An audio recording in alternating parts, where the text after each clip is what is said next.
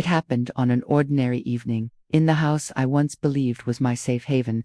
I was sitting quietly in the living room, folding some clothes, when suddenly my son stormed in, his face burning with anger. His wife followed close behind, her lips curved in a smile that chilled my heart. Before I could ask what was wrong, he shouted words that struck harder than any blow. "You stole my money." The room spun around me. I froze, clutching the cloth in my hand, unable to believe what I had just heard. I stammered, my voice trembling. "What? How could you say that to me? I would never touch your money. I am your mother." But he didn't listen. His wife stood beside him, whispering poison into his ear, nodding as if she had proof. "Yes, it was her," she insisted. "I saw her near the drawer. Who else could it be?" Tears blurred my eyes. My heart pounded against my ribs, not from guilt, but from sheer betrayal. This was my son, the boy I had carried in my womb, the child whose little hands once held mine as we crossed the road, the man I had sacrificed everything for. And now, because of her lies, he looked at me as if I were nothing more than a criminal. I raised my trembling hands to him, pleading, "Son, believe me, I didn't take a single coin. You know me better than anyone. How can you even think this of me?" But before I could finish, his hand struck across my face with such force that my vision went white. The sound of the slap echoed through the walls, louder than thunder, heavier than any storm. My cheek burned, but what truly shattered was my soul. I staggered back, holding my face, tears streaming down. His wife's smirk widened, satisfied at the scene she had orchestrated. My son stood there, his chest heaving, his eyes filled not with love but with blind rage. In that moment, I realized the woman he married had stolen not money, but my place in his heart. And I whispered inside myself, through the pain and the humiliation, "This slap is not the end. One day, the truth will rise." The sting of his hand still burned across my cheek, but what cut deeper was the silence that followed. The room seemed to shrink, the walls pressing in on me as if they too had turned against me. My son stood tall, his anger simmering, while his wife hovered just behind him, her arms folded, her lips curled into a cruel smile. She didn't need to speak, her eyes said everything. She had won. I tried to gather my strength, my voice trembling as I whispered, "Son, how could you raise your hand against me? I gave you life. I raised you with these same hands. How can you believe I would ever steal from you?" My words hung in the air, heavy with pain, but they found no place in his heart. Instead, his wife stepped forward, her tone dripping with false innocence. "Don't let her fool you. I saw her near the money drawer. She has been acting strange lately. Who else could have taken it? You trust her too much.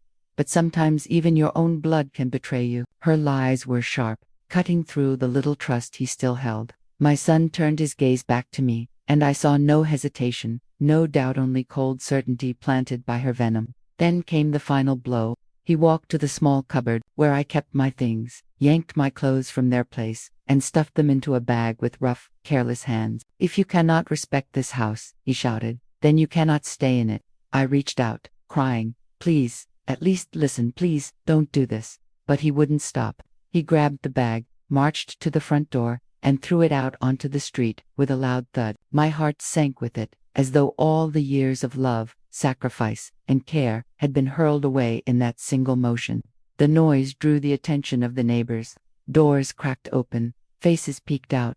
I could feel their eyes on me, some filled with pity, others with judgment. My shame was laid bare in front of them all. My cheeks burned hotter than the slap, as if the whole world had been invited to watch my disgrace. And then, the final cruelty. He pointed to the door and shouted, "Leave, now. This is no longer your home." I looked at him one last time, my vision blurred with tears. I searched for the boy I once knew, the child who used to run to me with scraped knees, who once called me his hero. But that boy was gone. In his place stood a man blinded by lies, hardened by arrogance, and deaf to the truth. With trembling steps, I picked up my bag and walked out of the door, each step heavier than the last. The door slammed shut behind me, sealing not just the house, but the life I had once known. Outside, under the gaze of the neighbors, I whispered, through my tears, "You threw me out with lies, but one day, those lies will destroy you, and when that day comes, I will be here to see it." The street was wet with the remnants of last night's rain, the air heavy with the smell of damp earth. My small bag lay at my feet where my son had thrown it, its contents scattered across the ground like the pieces of my broken dignity. A shirt, a few photographs, my prayer beads all exposed to the eyes of neighbors who whispered from their windows but offered no hand to help. I bent down slowly, my fingers trembling as I gathered my belongings.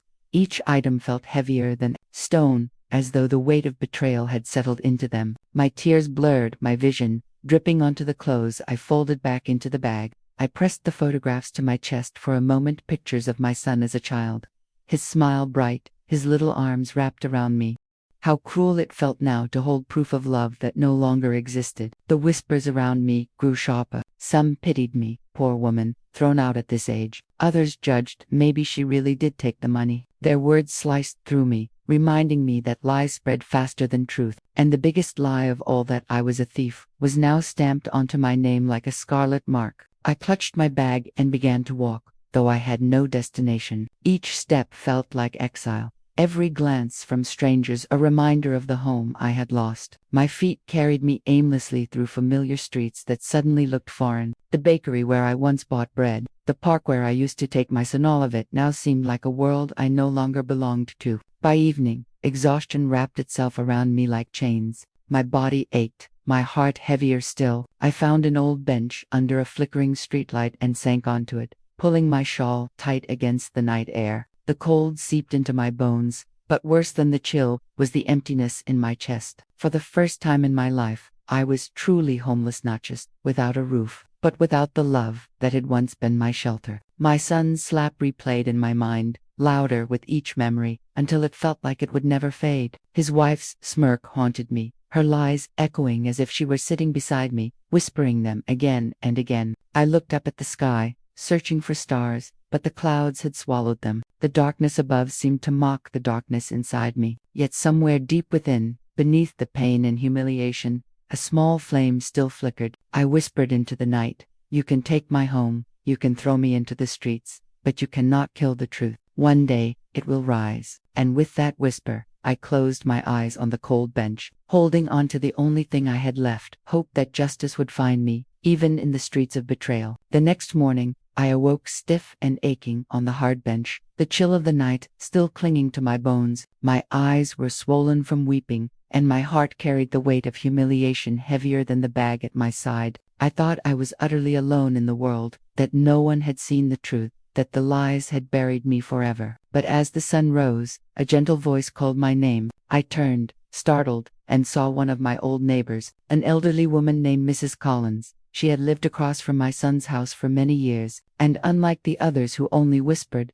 she walked directly toward me. Her eyes were filled not with pity, but with a quiet fire. "I saw what happened yesterday," she said softly, sitting beside me on the bench. "I saw your son's wife near the drawer before the money went missing. I know she planted this lie." Her words struck me like a breath of fresh air after drowning. Tears welled in my eyes again, but this time they were not from sorrow, they were from relief. Someone had seen the truth. Someone believed me. I grabbed her hands, trembling. "Why didn't you speak yesterday, when they threw me out?" Her face darkened, because lies shouted louder than truth in that moment. "But I could not sleep last night knowing you were alone, carrying blame that isn't yours. You are not a thief, Odessa. And one day, the truth will come to light." She pressed something into my palm, a small folded paper. "This is my statement. I'll testify if needed. You are not alone in this." I unfolded the paper and read her careful handwriting, describing how she had seen my daughter-in-law near the drawer, sneaking around before the money disappeared. My hands shook as I held it. This piece of paper was not just words, it was hope, written plainly, black against white. For the first time since the slap, I felt my heart steady. The shame, though still heavy, no longer crushed me completely. Someone had witnessed my pain, and someone was willing to stand beside me. I looked at Mrs. Collins, my voice breaking. "You don't know what this means to me. They destroyed my name, but you have given me a chance to fight back." She squeezed my hand tightly. "Remember this, child, lies may dance for a while, but truth has stronger legs. One day, it always catches up." And as she left me with her words echoing in my mind, I knew the path of revenge and justice had begun, not with anger, but with truth on my side. The days that followed were not easy. I still slept on benches, still woke with aches in my bones and hunger gnawing at my stomach.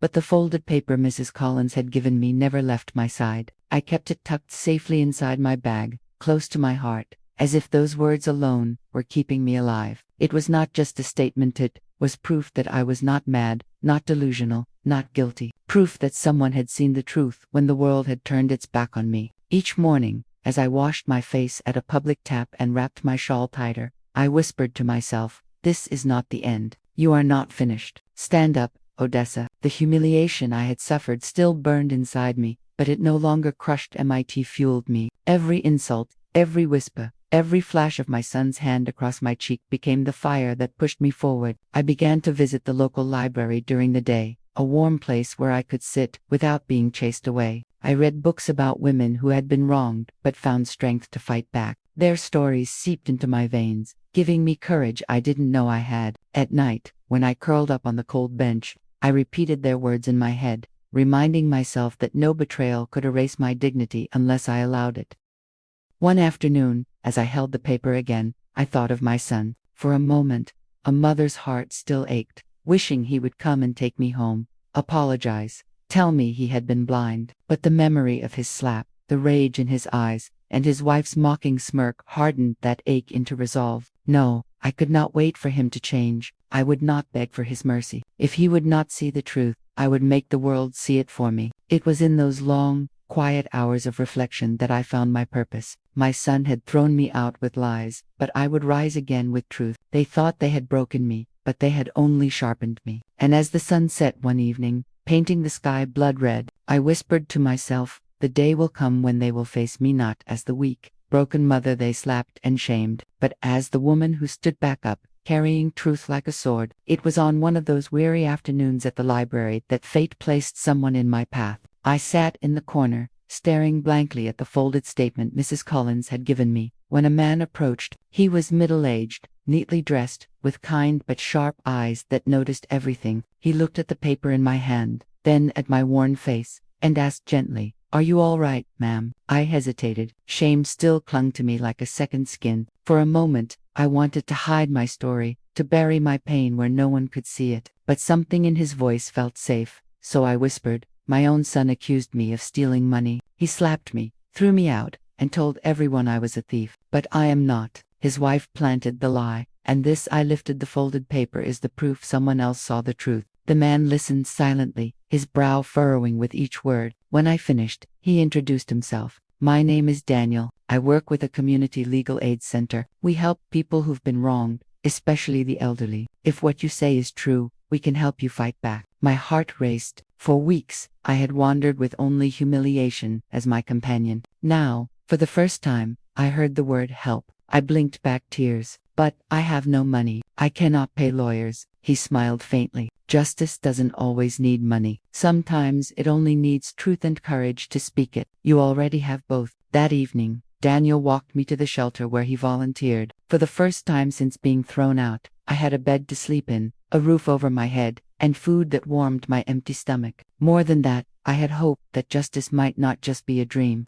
As I lay in the shelter bed that night, staring at the ceiling, I held the folded paper in my hand and thought of Mrs. Collins, of Daniel, and of the small miracles that had found me after so much cruelty. Perhaps this was the beginning of something greater, the path toward truth. I whispered into the quiet room, "You thought you destroyed me with your lies, but you only pushed me into the arms of justice. The day is coming when your own sins will drag you down." And for the first time since the slap, I fell asleep with a spark of peace in my heart. The very next morning, Daniel met me at the shelter's small dining hall, a notebook in his hand and determination in his eyes. "If we are going to fight this," he said, "we need to build a case strong enough that no one can deny it." His words carried a weight I hadn't felt in weeks, certainty, as if he already believed I could win back my dignity. He began with the obvious, Mrs. Collins' statement. He read it carefully, nodding as he underlined key phrases. "This is powerful," he said. "It shows someone saw your daughter-in-law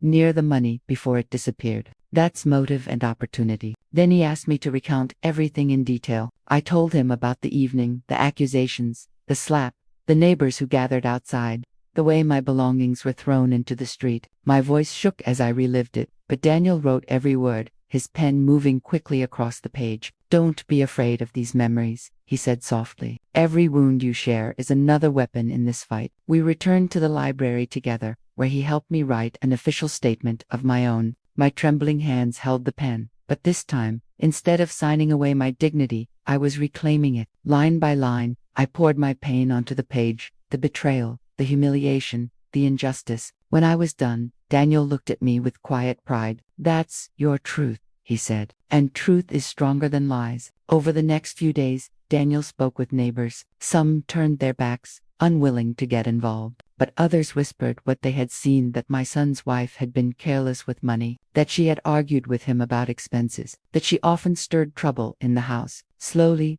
piece by piece, the puzzle of their deceit began to form. Each night, as I returned to the shelter, I felt my spirit growing firmer. The shame that once made me lower my eyes was lifting. For so long, I had felt like a criminal, but now I began to see myself for what I truly was, a mother betrayed, yet unbroken. One evening, Daniel laid all the papers on the table: the witness statement, my testimony, notes from the neighbors, even a copy of the police report he had filed on my behalf. "This," he said, his voice steady, "is the beginning of your justice.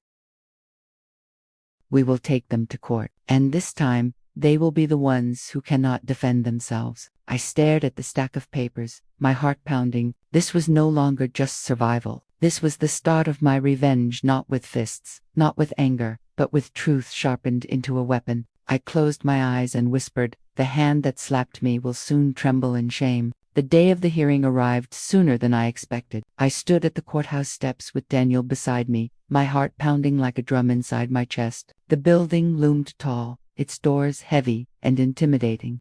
But I told myself I had already walked through storms far worse than this. If I could survive betrayal from my own blood, I could survive anything. Inside the courtroom, the air was tense, thick with silence and whispers. And then I saw them, my son and his wife. She walked in confidently, her chin raised, her eyes glinting with arrogance, as though she still believed her lies would protect her. My son followed, but unlike her, he could not meet my gaze. His shoulders were stiff, his eyes fixed on the floor. For a moment, I thought I saw shame flicker in his face, but it was gone as quickly as it appeared. When the judge entered, everyone stood, and my legs trembled beneath me. Daniel squeezed my arm lightly. "Stay strong. This is your truth. Let it speak." The case began with my testimony. My voice shook at first, but as I spoke, the words grew steadier. I told the court how my son had accused me, how his wife had whispered poison, how the slap had left not just a mark on my face but a wound on my soul. I described being thrown into the streets, humiliated before neighbors, left to wander without shelter. By the time I finished, tears stained my cheeks, but my head was held high. Then Daniel presented the evidence. Mrs. Collins' written statement was read aloud, her words clear and damning.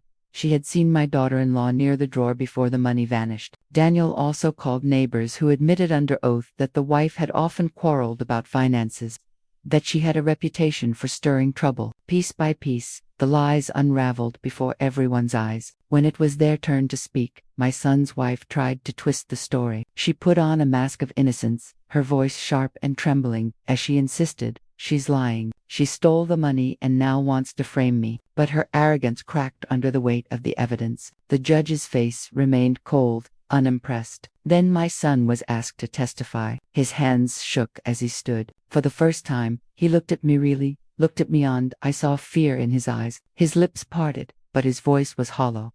"I believed what my wife told me," he admitted quietly. "I didn't see it myself." Gasps filled the room. His admission was enough. I sat silently, my heart breaking and healing, all at once. My son's words cut me again. He had chosen her lies over my truth, but now, the court could see what I had endured. The world, at last, was hearing my side. And as the judge adjourned for the verdict, I whispered to myself, "The day has come. The truth is no longer hidden in the dark." The courtroom was silent when the judge returned to deliver his decision. Every eye turned toward him. Every breath seemed to pause. My son sat stiffly in his chair, his head lowered, while his wife tapped her fingers nervously on the table, her arrogance beginning to crumble. I clutched the edge of my seat, my heart pounding so loudly I thought everyone could hear it. The judge's voice rang firm and steady. "After hearing the testimonies, reviewing the evidence, and considering the witness statements, this court finds that the accusations made against Odessa were false. There is no proof she ever stole money. Instead, the evidence clearly suggests manipulation and deceit led to these baseless claims. The words struck the air like a hammer. For a moment, I could not breathe. My tears spilled silently down my cheeks as the weight of humiliation I had carried for weeks began to lift. The judge turned his gaze toward my son and his wife.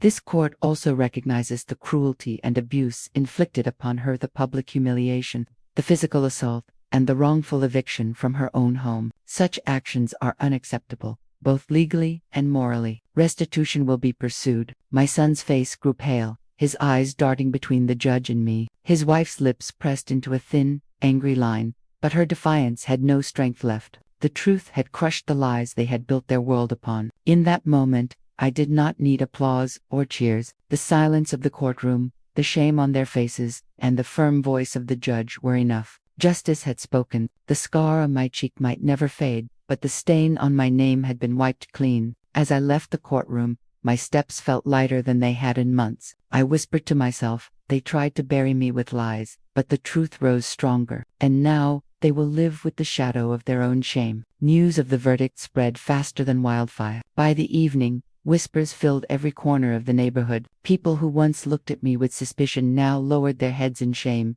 realizing they had believed lies over truth. The very same neighbors who had stood silently as I was thrown out of the house now spoke in hushed voices about my son and his wife. The ungrateful children who had humiliated their own mother for greed. My son could no longer walk the streets without feeling eyes on him. Former friends avoided him. Relatives who once praised his marriage now refused to answer his calls.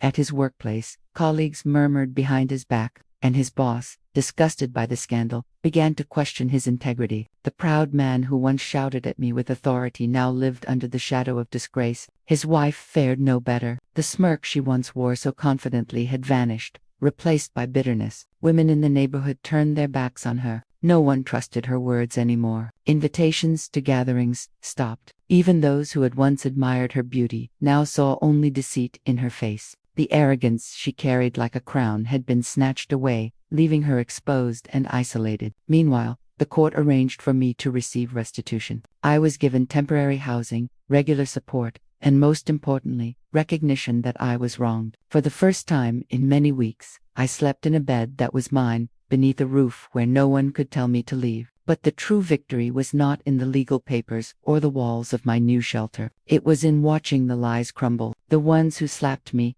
shamed me, and threw me away were now trapped in the prison of their own disgrace. And every time I saw their faces lowered in shame, I knew justice had been served. I whispered to myself as I watched their downfall from afar, the slap that once broke me has now become their curse. Days turned into weeks, and the weight of the verdict pressed harder on my son than he had ever imagined. At first, he walked with his shoulders stiff, pretending the world's whispers did not matter. But little by little, I saw the change in him. His steps grew slower, his eyes avoided the gazes of others, and the pride that once puffed his chest had deflated into silence. At night, neighbors told me, arguments broke out between him and his wife. Her sharp voice carried through the walls, full of venom. You ruined everything. If you had stood firmer, if you hadn't admitted you didn't see her steal, we wouldn't be living like this. She blamed him for their downfall, her words as poisonous as the lies she had once planted. My son's replies grew quieter each day. The man who once raised his hand against me now barely raised his voice to defend himself. He began to stay away from gatherings, avoiding the humiliation of whispers. He walked home late from work, his shoulders hunched, his shame visible in every step. I was told he no longer laughed the way he once did, nor spoke with the same confidence. He carried a heaviness in his eyes, the look of someone haunted by choices he could not undo. Sometimes, I imagined him sitting alone, remembering the moment his hand struck my face, the look of betrayal in my eyes, and the truth spoken in court. I wondered if my silence in those moments haunted him more than my words ever could. His wife, however, grew more bitter with every passing day. The woman who once smirked at my tears now scowled at her own downfall, lashing out at anyone who dared cross her path. Her arrogance had not turned into regret, had soured into rage, and slowly, that rage began to eat away at their marriage, poisoning the bond they had once used to cast me aside. From afar, I watched this silent unraveling. I did not seek to harm them further. Their own choices were punishment enough. Regret clung to my son like a shadow, while his wife's fury burned their house from within. And as I sat in my small new home, I whispered, the same hands that once threw me out now tremble with guilt. The lies that cast me away now tear their world apart. It wasn't long before their disgrace became impossible to hide. The story of my son and his wife traveled far beyond the neighborhood. Relatives who once praised their marriage now shook their heads in disgust, whispering, how could a son do this to his own mother? At weddings, at funerals, at family gatherings, their names became examples of betrayal, their faces symbols of shame. At my son's workplace, the tension reached its peak. His boss, once proud of him, now treated him with suspicion. Colleagues avoided eating lunch with him, their laughter fading when he walked into the room. He tried to work harder, to pretend as if nothing had changed. But respect is a fragile thing once broken. It is not easily rebuilt. Every file he touched, every task he completed carried the shadow of doubt. To them, he was not just a man. He was the son who slapped his mother and branded her a thief. As for his wife, the society she once adored no longer welcomed her. Invitations to dinners and parties vanished. Women she had once called friends crossed the street to avoid her. At the market, whispers followed her wherever she went. That's the one, they said. She lied, framed her mother-in-law, and destroyed her own family's name. Her face, once lifted high with pride, now turned red with humiliation each time she stepped outside. Inside their home, the walls grew tighter. Their arguments became louder, filled with blame and bitterness. The love they once flaunted had curdled into resentment. The very lie that had driven me away now stood between them like a blade, cutting deeper with each passing day. From the quiet of my new shelter, I learned of these things through neighbors and relatives, who now spoke to me with sympathy instead of suspicion. Some even apologized for believing the lies. We should have stood by you, they said, but I only smiled faintly. Their apologies did not erase my pain, yet they showed that truth was winning, slowly but surely. And as I thought of my son and his wife drowning in shame, I whispered, the world now sees what you tried to hide. The hand that struck me, the lies that cast me out, they have become the very chains that bind you. The walls of their house, once filled with laughter and pride,